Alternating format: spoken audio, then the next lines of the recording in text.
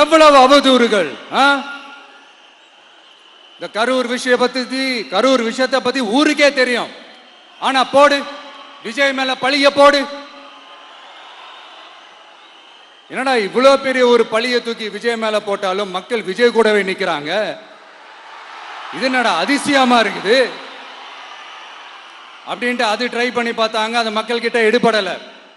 சரி, அடுத்து வேற என்ன பண்ணலாம்? முடக்கு, ஜனநாயகனா முடக்கு.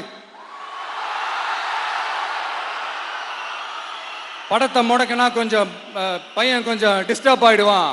அதனால படத்தை முடக்கி. இது யாரு முடக்கினாங்கன்றது உங்களுக்கே தெரியும். அது நான் சொல்ல வேண்டிய அவசியம் உங்களுக்கு இல்லை.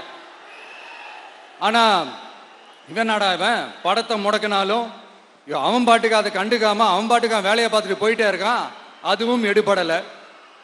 சரி, அடுத்து வேற என்ன பண்ணலாம்? போடு, SOPன்னு ஒண்ணு போடு. விஜய்க்கு மட்டும் தனியா ரூல்ஸ், தனியா ரெகுலேஷன்ஸ், தனியா கண்டிஷன்ஸ். அவனுக்கு மட்டும் போடு. மற்ற கட்சிகள்லாம் விடு, விஜய்க்கு மட்டும் தனி கண்டிஷன்ஸ் போடு. அவன் வெளியவே வரக்கூடாது, மக்களை சந்திக்கவே கூடாது. என்னாச்சு?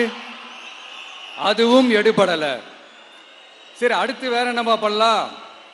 நம்மளை சுத்தி இருக்கிறவங்கள வச்சு, அதாவது இத்தனை வருஷமா வெயிட் பண்ணி இப்போ எலெக்ஷனுக்கு 30 நாளைக்கு முன்னாடி கரெக்டா அந்த டைம் பார்த்து ஒரு அவதூறு பரப்ப வேண்டியது. அது என்னன்னு உங்களுக்கே தெரியும். அதுவும் மக்கள் கிட்ட எடுபடல.